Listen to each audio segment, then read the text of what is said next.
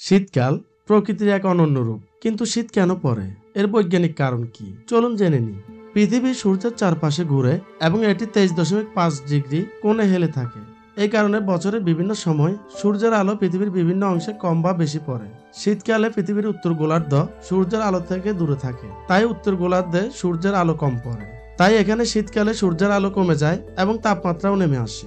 বাতাস শীতল হয় এবং মাটি ঠান্ডা হয়ে শিশির জমা বা বরফ হওয়ার মতো পরিবেশ তৈরি হয়। শীত শুধু ঠান্ডা নয়, এটি আমাদের জীবনে উষ্ণতার প্রয়োজনীয়তা মনে করিয়ে দেয়। শীতকাল আমাদের জীবনে পরিবর্তন নিয়ে আসে। আমরা উষ্ণ পোশাক পরি, আগুন পোহাই আর শীতের মিষ্টি সকালে প্রকৃতির সৌন্দর্য উপভোগ করি। বিশেষ করে পাহাড়ি অঞ্চলে শীত আরো তীব্র হয়। বরফের চাদরে ঢাকা প্রকৃতি যেন এক নতুন রূপ ধারণ করে। শীত শুধু একটি ঋতুই নয়, এটি প্রকৃতির এক চমৎকার রূপান্তর। তাই শীতকে উপভোগ করুন, তবে ঠান্ডা থেকে নিজেকে সুরক্ষিত রাখুন।